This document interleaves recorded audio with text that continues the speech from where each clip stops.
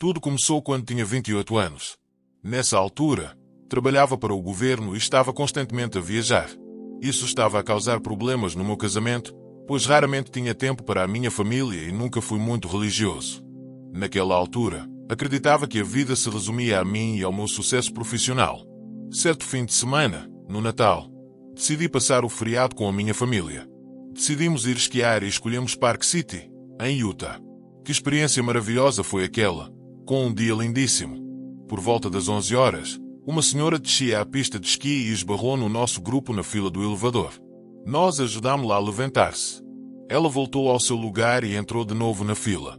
Passei o resto do dia a esquiar, sem saber o que tinha acontecido comigo ou sem sentir nenhuma dor, provavelmente devido ao frio intenso que fazia lá fora. No final da tarde, voltámos para o carro e, ao tirar a luva, reparei que o meu polegar esquerdo estava completamente pendurado para baixo. Não senti dor naquele momento, pois ainda estava ao ar livre no frio, mas assim que entrei no carro, a dor foi aumentando cada vez mais. Então, ligámos de Park City para o centro da cidade e falámos com a minha esposa. Ela marcou uma consulta para me levar ao hospital o mais rápido possível. Dirigimos até ao hospital e o cirurgião estava já lá. Fui levado rapidamente para a sala de cirurgia, pois o meu polegar estava deslocado, e a única coisa que o mantinha no lugar era a pele que estava pendurada. O que fizeram foi colocar um torniquete no meu braço. Era um torniquete de ar com 2 válvulas. Essas válvulas servem para regular a pressão. A enfermeira disse que nunca tinha feito aquilo antes e o cirurgião explicou. Posso explicar o procedimento. O que tem de fazer é abrir e fechar as válvulas para controlar a pressão enquanto está sentado na mesa.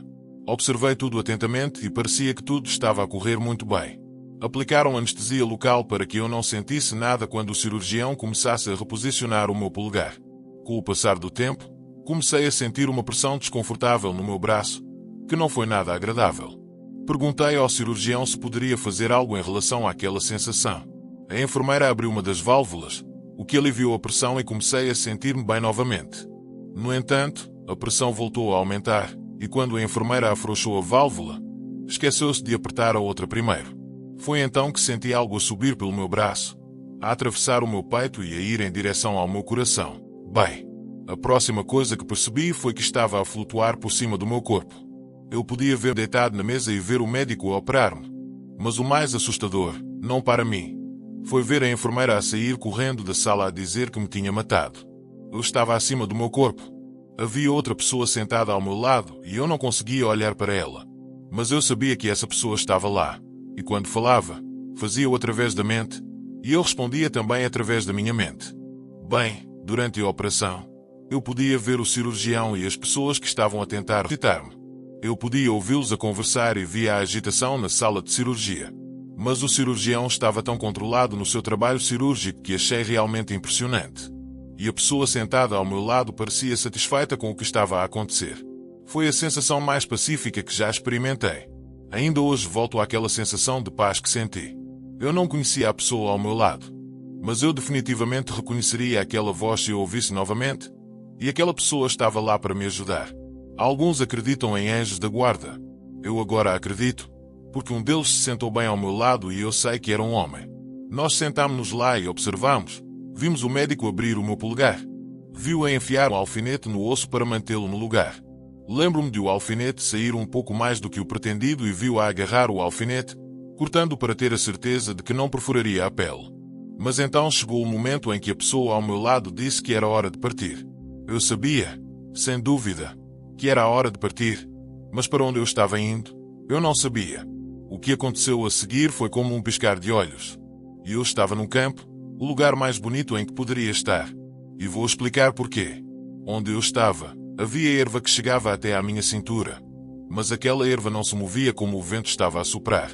Lembro-me, vividamente, de acariciar as pontas daquela erva e sentir algo tão especial. Era como se aquela erva estivesse cheia de amor. Não sei como descrever isso, mas eu podia sentir o amor a vir daquela erva. Uma das coisas que me disseram foi que não podia olhar para trás, mas o que eu podia fazer era olhar para a esquerda, para a direita e para o que havia à minha frente. À minha esquerda, havia árvores. Eram as árvores mais incomuns que já vi. Os troncos eram enormes e eu podia ver as folhas no topo. Lindas folhas, com cores que nunca tinha visto antes na Terra. Aqui vemos as coisas em 3D. Multiplique isso por 10. As cores eram magníficas. O verde no topo das árvores era algo que nunca tinha experimentado. Antes, a casca daquelas árvores tinha o tom de castanho mais bonito que já tinha visto. À direita daquela floresta, havia flores silvestres que nunca tinha visto antes na minha vida. As cores eram tão lindas, com tonalidades que nunca tinha visto. Essas flores silvestres também alcançavam cerca da minha cintura. Eu nunca tinha experimentado esse amor que vinha das flores, das plantas, das árvores. Mas senti como se tudo estivesse vivo, mas vivo de amor. E isso me trouxe muita paz. Quando as pessoas me pedem para descrever as cores, digo que são indescritíveis. Fiquei ali parado, a perguntar-me onde eu tinha ido parar e o que estava a fazer ali. Eu sabia que, por não ter permissão para olhar para trás, deveria estar morto. Não havia medo, nenhum medo. Era quase como se a minha mãe tivesse colocado o braço em volta de mim e simplesmente enviasse amor à minha frente. Havia uma nuvem, e foi definitivamente muito diferente, porque a nuvem não estava muito distante. A sua cor era branca, perolada, muito pura e brilhante, extremamente brilhante. O que aconteceu a seguir? Bem, algo que acho realmente muito difícil de falar. Eu assisti a um vídeo da minha vida. Não era um vídeo comum a sair de um projetor. Era como se o vídeo estivesse a passar na minha cabeça. Mas o interessante desse vídeo é que eu vivi como se o vídeo da minha vida estivesse a desenrolar-se. Vi-me desde o dia do meu nascimento até aos meus 28 anos. Vi os meus pais a criar-me. Vi os meus irmãos e irmãs e as atividades pelas quais passamos. Vi todo o tempo e esforço que os meus pais dedicaram a mim. Vi as coisas que fiz bem, mas também vi as coisas más que fiz. Algo que realmente me doeu foi o facto de como tratei a minha esposa. Não fui muito bom com ela. Era tudo sobre mim, nada sobre a minha família ou a minha esposa. Tudo girava em torno de mim e de como eu poderia progredir, quanto dinheiro eu poderia acumular. Então percebi que o que estava a fazer não estava certo. Não foi realmente a melhor coisa que vi. Mas foi algo real. Foi uma experiência que mudou a minha vida, porque como empresário, queremos sempre mais. Muitas vezes, passamos por cima dos outros e não é assim que deveria ser. Aquilo ficou tão vívido na minha mente que percebi como poderia ter agido melhor, mas escolhi não o fazer. Quando o vídeo terminou e revi todos os momentos da minha vida, percebi que não havia ninguém ali para ouvir as minhas desculpas ou as minhas explicações. O que estava feito, e tudo o que me restava era aceitar. Fiquei ali, sentado, por algum tempo, até que percebi que a figura que antes estava ao meu lado já não estava mais lá. Eu estava completamente sozinho. Eu sabia que a minha vida na Terra tinha chegado ao fim e que não havia mais como olhar para trás. Foi então que uma voz ecoou na minha mente, dizendo apenas: segue em frente.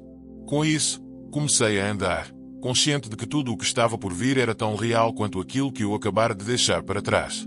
Sabia que estava prestes a dar o próximo passo, mesmo que fosse para além do mundo físico. Quando me aproximei da nuvem, vi algo passar através dela, um braço. Não havia rosto, nem corpo, apenas aquele braço. Algo curioso sobre ele era a ausência de cor.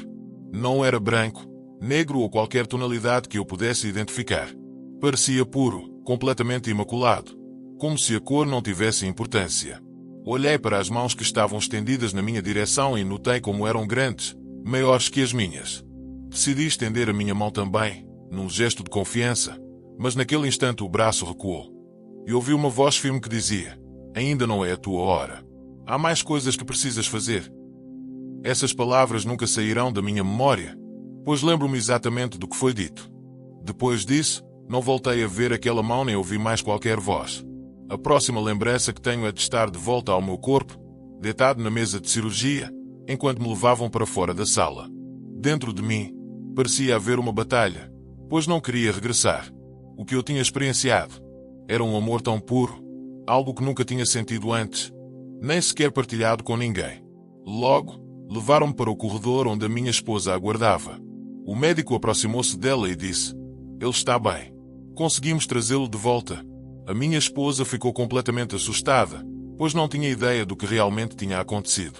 Sobre o meu peito, repousava um documento, uma certidão de óbito. Ela indicava que eu havia morrido durante 20 minutos, mas o tempo, naquele outro lugar, parecia não ter qualquer significado. Não saberia dizer quanto tempo passei a rever os momentos da minha vida, mas tenho plena certeza de que tudo aquilo foi real. Demorei muitos anos até conseguir contar esta história, E sinto-me profundamente grato ao Pai Celestial por me ter preservado até este ponto da minha vida. Hoje, posso partilhar esta experiência, porque foi tão autêntica para mim que tento manter viva a sua essência todos os dias. Poder transmitir isto a alguém faz com que toda a jornada tenha valido a pena. Valeu a pena. Muito obrigado.